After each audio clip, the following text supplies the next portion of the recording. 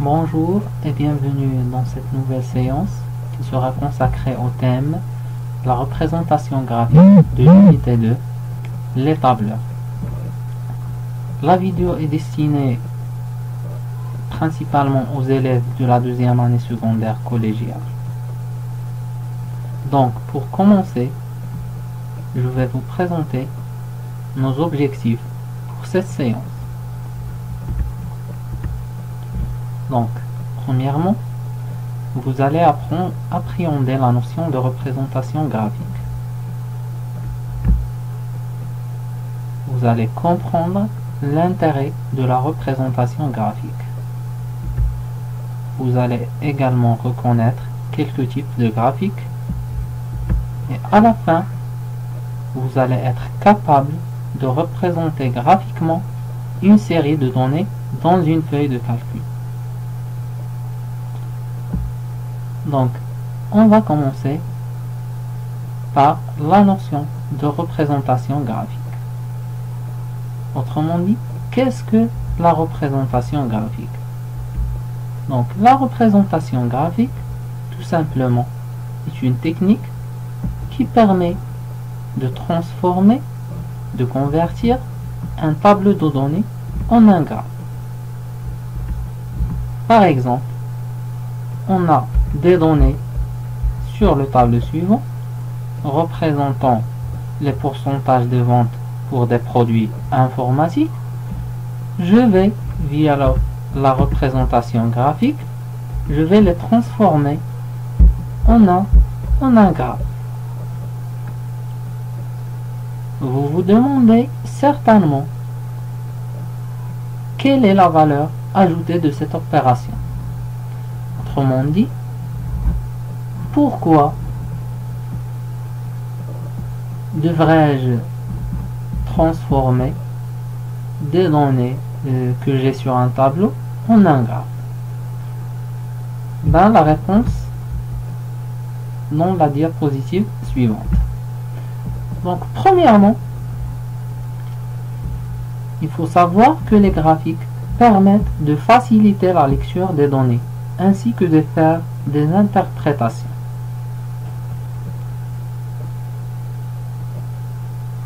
Peut-être vous n'allez pas toucher l'intérêt puisque le tableau que j'ai montré dans la diapositive précédente, c'est un petit tableau, mais parfois vous allez faire face, vous allez manipuler des tableaux de grande taille, c'est-à-dire des données massives. Et là, donc la lecture des données, ça va être difficile et compliqué. De même pour faire des interprétations et sortir avec des conclusions, donc chose qui est un peu compliquée lorsqu'il s'agit de grandes quantités de données. Mais lorsqu'on va transformer ces données à des graphiques, les choses deviennent de plus en plus simples. On dit alors que les graphiques permettent de faire parler les chiffres d'un tableau. C'est-à-dire les graphiques, si on peut se permettre de le dire, ils donnent un sens aux nombres et aux données des tableaux. Pourquoi? Parce qu'ils permettent de mettre en évidence les tendances ou les anomalies. C'est-à-dire, lorsqu'on est en train d'étudier un phénomène quelconque, si je le transforme en un graphe, donc je peux voir l'évolution du phénomène et je peux détecter s'il y a des défaillances ou des anomalies dans le phénomène étudié.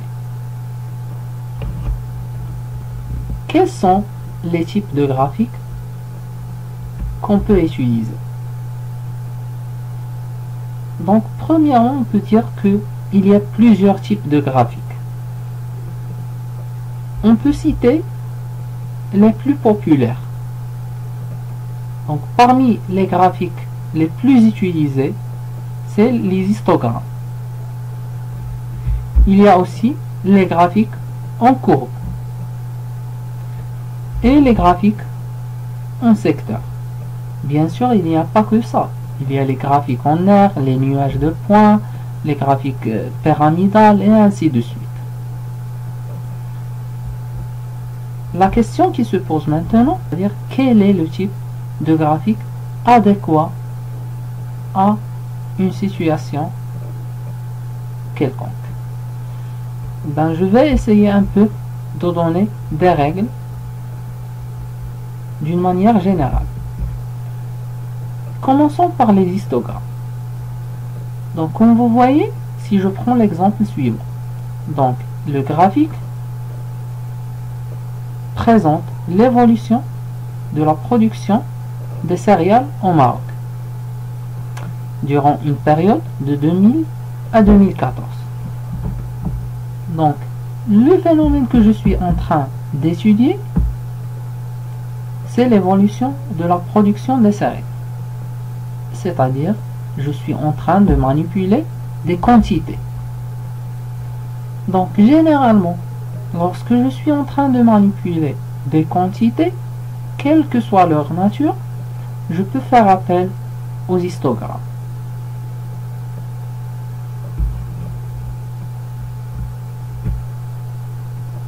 Maintenant, le graphique en cours. Le graphique que vous voyez présente l'évolution de la température mondiale annuelle durant la période de 1948 à 2018. Donc, vous voyez là, vous allez toucher l'intérêt des graphiques qu'on vient de dire. Donc, il est facile maintenant de dire qu'il y a une augmentation de la température annuelle parce que je le vois facilement et je peux faire l'interprétation qu'on est face à un réchauffement climatique planétaire.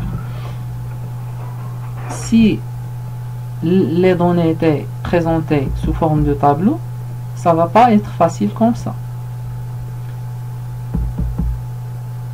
Maintenant, quand on va utiliser les graphiques en courbe, généralement, les graphiques en courbe servent à représenter des phénomènes qui évoluent dans le temps, comme la température, la pression atmosphérique et la particularité de ces phénomènes qui sont continus dans le temps. C'est-à-dire ils sont toujours présents, comme la température, la pression atmosphérique. Donc chaque jour, on peut la mesurer. D'une manière générale, les graphiques en cours sont utilisés lorsque, pour chaque valeur de l'axe des abscisses, c'est-à-dire l'axe horizontal, il y a une valeur correspondante sur l'axe des ordonnées, l'axe vertical. Vous faites ça via la technique de projection. Vous l'avez fait en mathématiques, certainement. Donc, lorsque pour chaque valeur de l'axe horizontal, il y a une valeur correspondante dans l'axe vertical, on fait appel aux courbes. Passons maintenant au troisième type de graphique qui est le graphique en secteur. Donc, le graphique suivant présente la répartition des salariés dans le secteur de la culture selon le secteur d'activité, c'est-à-dire les domaines d'activité dans le champ de la culture. Donc vous voyez que les données que je suis en train de manipuler, elles sont représentées en pourcentage. Et ça explique l'utilisation de graphiques en secteur. Donc lorsqu'on va travailler sur des pourcentages, généralement on utilise les graphiques en secteur. Donc, pour récapituler un peu, on utilise les histogrammes lorsqu'on manipule des données quantitatives.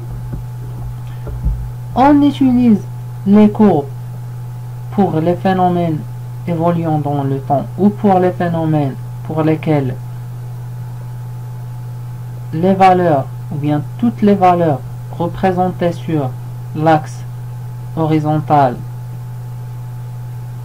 ont des valeurs correspondantes sur l'axe vertical et on utilise les graphiques en secteur lorsqu'on manipule des données en pourcentage. Passons maintenant à une démonstration. Donc, on va essayer de travailler sur le tableau suivant qui représente les ventes d'un ensemble de produits informatiques. Donc on va essayer de représenter les données, le nombre d'unités vendues par type de produit. Et dans la deuxième partie de la démonstration, on va calculer le pourcentage des ventes. Donc, pour rafraîchir un peu votre mémoire sur l'utilisation des formules. Et on va représenter les pourcentages de vente par un deuxième graphique.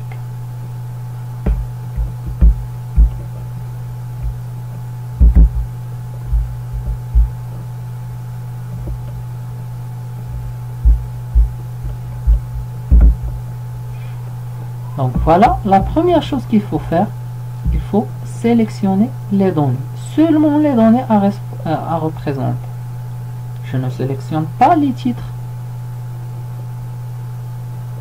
Et je vais sur le menu Insertion. Dans le menu Insertion, il y a la partie graphique. Je vais choisir le graphique convenable. Donc, dans ce cas, je vais choisir un histogramme en 2 dimensions parce que je suis en train de manipuler, comme j'ai dit, des données quantitatives. Je vais augmenter la taille de mon graphique. Je peux changer sa taille. Je vais le personnaliser et je commence par lui donner un titre pour qu'il soit lisible.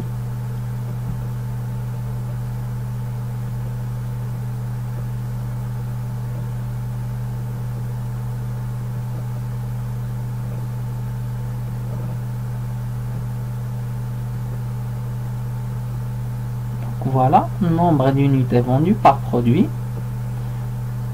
Donc vous voyez que il est difficile de lire un peu le graphique parce que les valeurs correspondantes à chaque barre ne sont pas présentes. Donc je vais les ajouter. Je clique avec le bouton droit et je vais sur ajouter des étiquettes de données. Voilà, maintenant c'est lisible, c'est facile à lire. Je vais sur le menu création et là j'ai des styles de graphique, donc c'est-à-dire des mises en forme prédéfinies. Vous pouvez choisir celle qui vous convient. Je peux agir aussi sur les couleurs.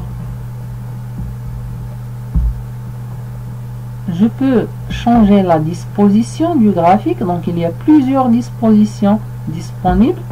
Donc vous avez un large choix.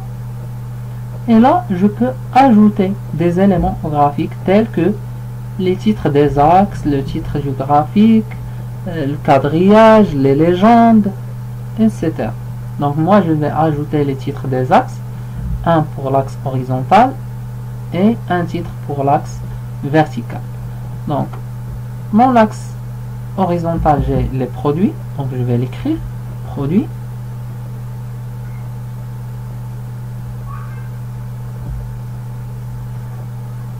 Et pour l'axe vertical, c'est le nombre d'unités vendues. Donc nombre d'unités.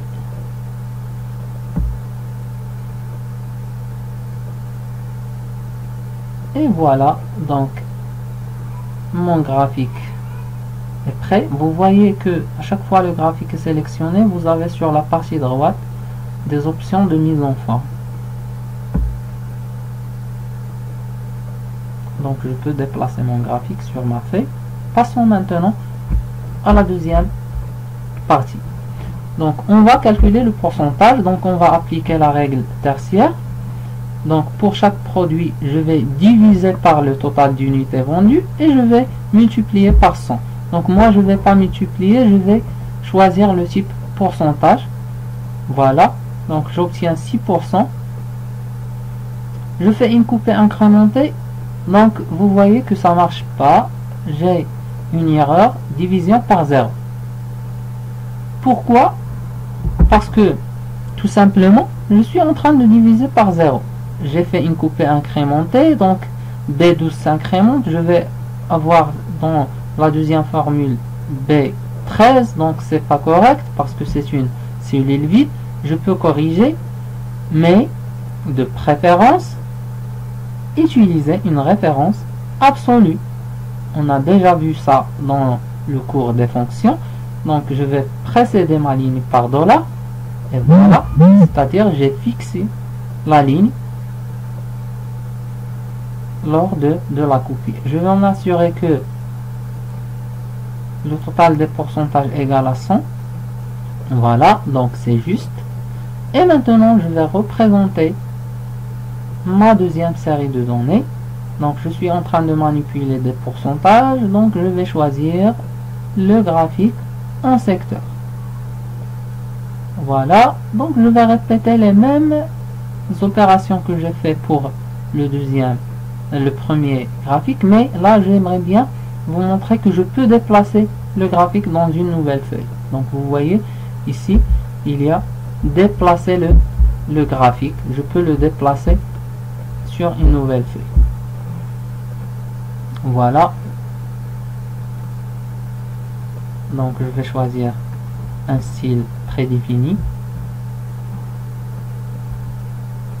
Maintenant vous savez comment faire, donc vous aurez l'occasion de faire ça chez vous. Je vais choisir une disposition, donc je vais donner un titre à mon graphique.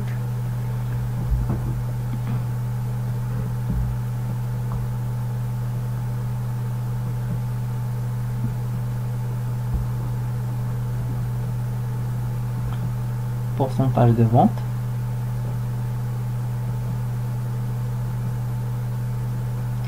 Par produit, bien sûr.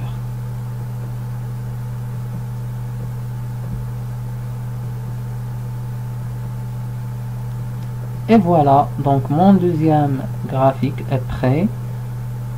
Donc je récapitule. Donc on a vu comment créer un graphique. Donc on commence par sélectionner la plage de données à représenter. Deuxièmement, choisir le type de graphique selon le cas que je vais présenter. Donc on a vu les règles. Donc s'il s'agit des pourcentages, donc le graphique en secteur, si des données quantitatives, l'histogramme, c'est des phénomènes évoluant dans le temps, je peux utiliser les courbes. Troisièmement, je vais définir les options du graphique, telles que la légende, le titre, etc., les étiquettes de données, je peux agir sur les couleurs, la disposition, etc. Et finalement, je vais définir l'emplacement du graphique, c'est-à-dire, soit je vais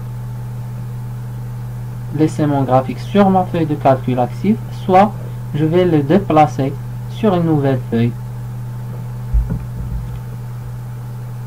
Donc j'espère que vous avez pu assimiler un peu les notions relatives à la représentation graphique. Si vous avez du mal à suivre, n'hésitez pas à revoir la vidéo encore une fois. Donc pour mettre en pratique vos acquis, je vous propose le TP suivant. Donc on va essayer de représenter graphiquement les données suivantes. Donc le tableau que vous voyez représente la répartition des livres de la bibliothèque du collège. Donc on a des catégories de livres: mathématiques, informatique, physique, biologie, géologie, chimie, littérature française, littérature arabe. Et pour chaque catégorie on a un pourcentage. Donc par exemple pour les mathématiques j'ai 12%, l'informatique 10%, ainsi de suite, littérature arabe 25%. Donc vous allez représenter cette série de données. Ensuite je vous demande de calculer le nombre de livres par catégorie, c'est-à-dire combien de livres existent sur la catégorie mathématique, combien de livres existent dans la catégorie informatique. Comme donnée, je vous donne le total des livres dans la bibliothèque, c'est-à-dire il y a 3000 livres dans la bibliothèque. Donc vous avez le nombre total des livres et vous avez les pourcentages. Donc vous allez faire la relation tertiaire et vous allez trouver les nombres des livres par catégorie. Donc n'oubliez pas d'utiliser la référence absolue lors de la copie de la formule et à la fin essayez de représenter la deuxième série de nombres, c'est-à-dire la deuxième série de données, pardon, c'est-à-dire les catégories de livres et le nombre de livres par catégorie. Donc merci pour votre attention, j'espère que la vidéo a pu atteindre ses objectifs, que vous êtes capable maintenant d'appréhender la notion de représentation graphique, que vous avez touché son intérêt et que vous êtes prêt à commencer à représenter graphiquement des données en utilisant un tableur. Merci pour votre attention. N'hésitez pas à me contacter si vous avez des questions. À très bientôt. Merci encore une fois.